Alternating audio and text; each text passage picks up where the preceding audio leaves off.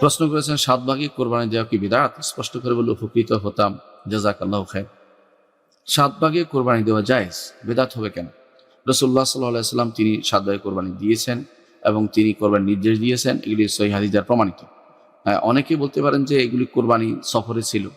এটা ছাড়া আর কোনো দ্বিতীয় কোনো মত নেই। কিন্তু সফর এখানে কোনো ইল্লা, এটাকে বলা হয় ইল্লা মুত্তারিদা না, বা ইল্লা এটা কোনো ইল্লা এমন ইল্লাত না যে ইল্লাটা গ্রহণ করতে হবে, এটা নয়। রাসূলুল্লাহ সাল্লাল্লাহু আলাইহি ওয়াসাল্লাম সফরে অনেক কিছু করেছেন, তাই বলে সেটা কি অন্য সময় বাদ যাবে?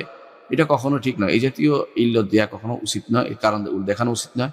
যুগ যুগ ধরে আলেমরা 7 ভাগে কোরবানি কথা বলে আসছে এবং এটা ইত্তেফাকি মাসালা। এখানে 2-1 জনের মতভেদ কিছু যায় আসে না, বরং 7 ভাগে কোরবানি দেওয়া জায়েজ, কোনো সমস্যা নেই। 7 ভাগে দিতে পারবে, 6 ভাগে দিতে পারবে, 5 ভাগে দিতে পারবে, 4 ভাগে দিতে পারবে, 3 ভাগে দিতে পারবে, 2 ভাগে দিতে পারবে এবং পুরোটা একজনে দিতে পারবে। অর্থাৎ যদি সেই কোরবানি যদি গরু বা উট দেওয়া হয়, গরু মহিষ বা উট দেওয়া হয়, তখন তিনি 7 ভাগে কোরবানি দিতে পারবেন, কোনো সমস্যা নেই।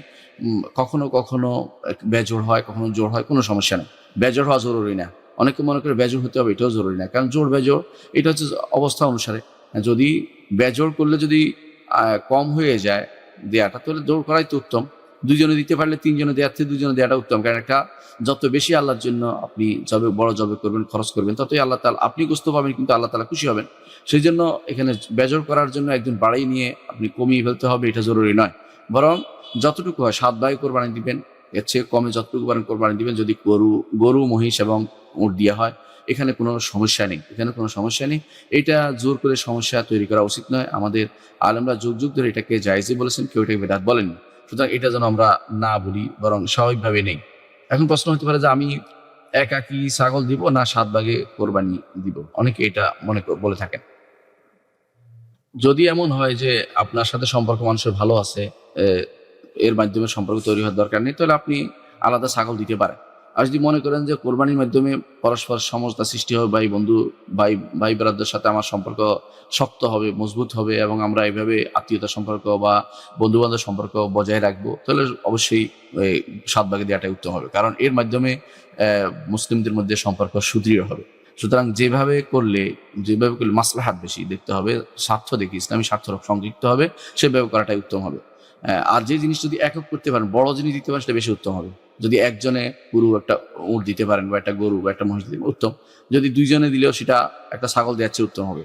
তাহলে বুঝতে পারলেন যে যেই জিনিসটা যত বেশি বেশি খরচের, যত বেশি মানসম্মত, সেটা ছাগল দেওয়ার চেয়ে উত্তম হবে, কোনো সন্দেহ নেই।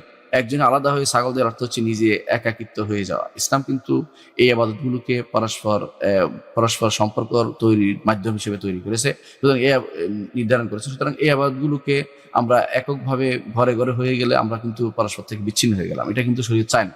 এই জন্য পরস্পরের মধ্যে সম্পর্ক মজবুত করার জন্য কোরবানি 7 ভাগে দিবেন অথবা 6 ভাগে দিবেন, অর্থাৎ মানুষদের মিলিয়ে দিবেন।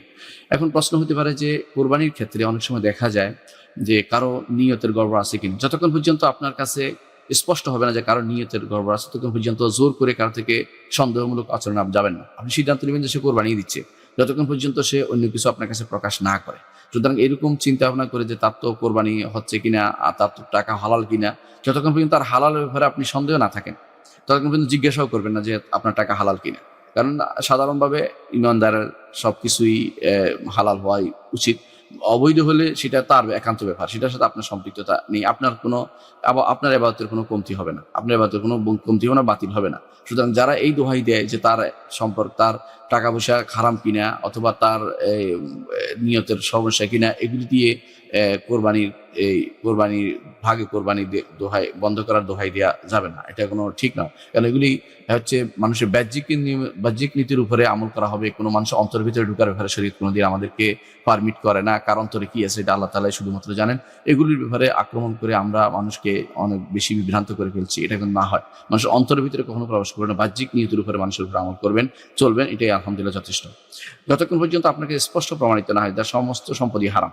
যদি সমস্ত সম্পত্তি কারো হারাম হয়, তার সাথে আপনি যোগ দিবেন না। যদি তার সম্পত্তি হালাল হারাম মিশ্রিত আছে, তখন আপনি তার সাথে কোরবানি দিতে পারবেন, কোনো সমস্যা নেই।